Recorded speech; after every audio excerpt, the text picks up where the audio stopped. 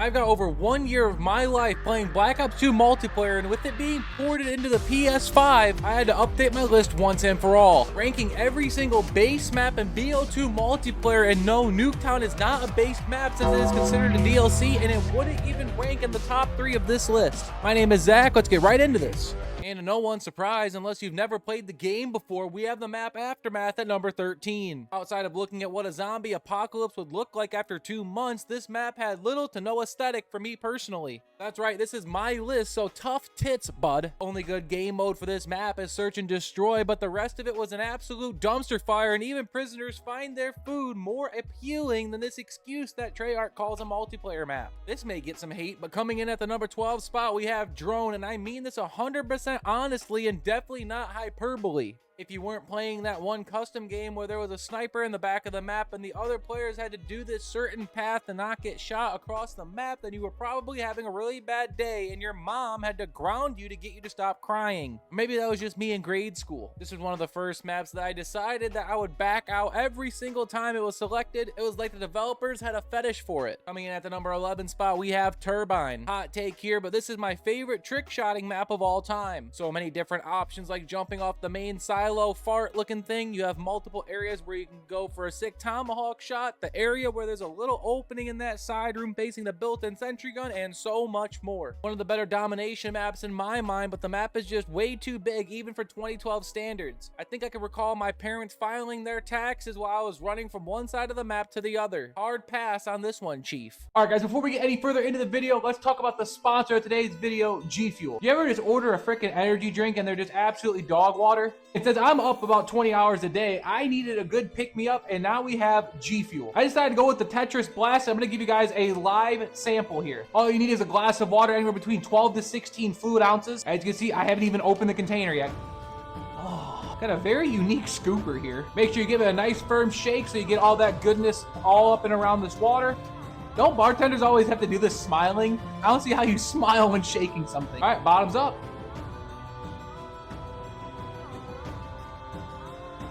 Oh my God. I'm not gonna lie, this is a solid 7.5, maybe 8 out of 10, but I've got a great discount for you guys. You have to order some bubblegum because I love pink bubblegum more than anything in this world. Use promo code ZACH30 at checkout. It'll get you a guaranteed 30% off. Again, that's code ZACH30 at checkout. And thank you, G Fuel, for sponsoring this video. Let's get back into the video. Now we get to the top 10, and coming at number 10, we have Overflow. This map is the human equivalent of what diarrhea looks like in a video game. Literal sewage water and stinking up the place. When the middle of the map is rarely used, you know you messed up as a developer. This narrow hallway was always where I would get hard scoped, one off of a lightning strike, and multiple Black Ops 2 discs were destroyed in the process. If it doesn't attract my eyes, then how can I rank it any higher? I'll wait. Coming in at number 9, we have Meltdown. A very basic design that is about as exciting as paint drying. Team deathmatch is fine, I guess. Search and destroy is really exciting, but there is a lot of dead areas on this map. Here's a few spots on the map that I'm willing to bet certain players didn't know existed. When this map was selected, the entire lobby said unanimously that at least it wasn't Aftermath. Fair point. It's crazy I had this map once inside the top 5, but coming in at the number 8 spot, we have Express. In terms of the concept, I think it was very creative and unique, but it has massive weaknesses. The main one is the fact that the New York City subway comes rolling through the middle of the map and destroys anything in its path, including your mother. Another huge issue is the lack of score streak usage, since about 60 to 70% of this map is covered by a roof,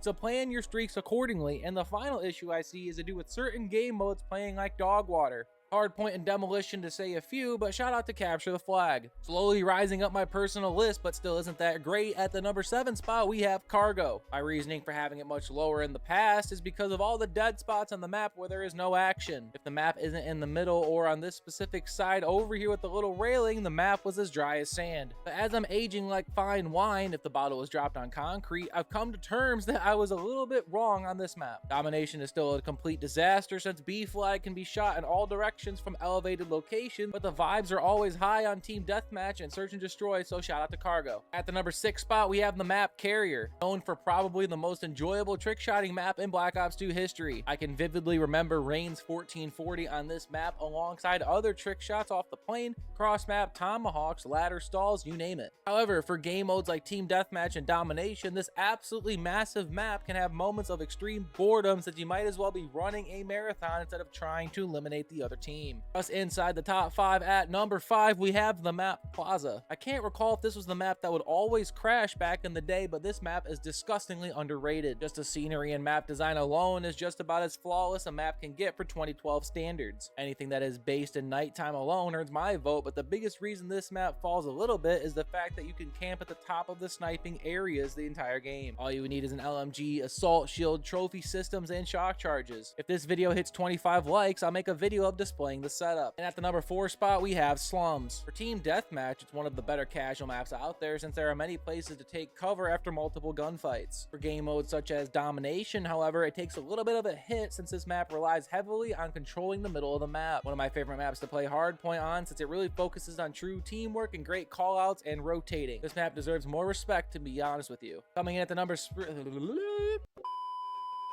number 3 spot, we have Hijack. The concept behind this map being on a cruise ship is truly remarkable. Capture the flag on this map is true chaos, since if you go in the underground section with the flag, you are almost guaranteed to perish since the other team can literally trap you down below. Domination is absolute shambles since the middle flag might as well be called C4 Central. In most people's eyes, it's the Robin to Nuketown's Batman, but I have Hijacked a touch bit lower, but it's still a great map nonetheless. At the number 2 spot, we have the map Raid. I really wanted to put this map at number 1, but for one simple reason, it lands here. Middle of this map is an absolute disaster since there are LMG and FAL spammers throughout this entire section. Also, it's a massive disadvantage in the lower section around the trees and the rock. Playing hardpoint on this map is brutal for this one spot. Love this map to death, but for that one simple reason, it falls into the number 2 spot. I would still put it in A tier nonetheless. Coming in at the number 1 spot, we have Standoff. From top to bottom, this map is unmatched compared to the rest of the base maps in Black Ops 2. It is a solid map if you want to play Team Deathmatch, an elite map when it comes to playing objective game modes such as Domination, Hardpoint, or Demolition. It really is a treat and way before its time. There's not one dead spot on the map, and you can't even say it's the gas station since there are a lot of good strategies that can be run in that area. There's also a narrow little hallway behind that one house back there behind the gas station, but it's a really good rotating method to try to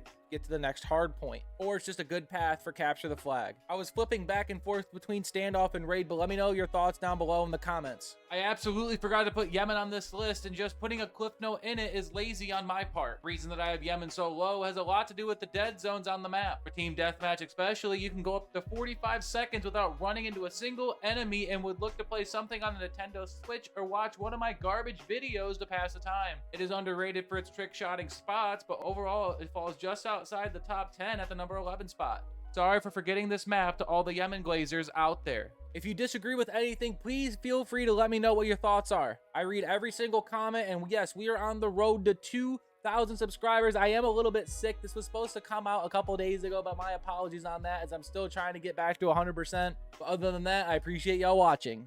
Peace.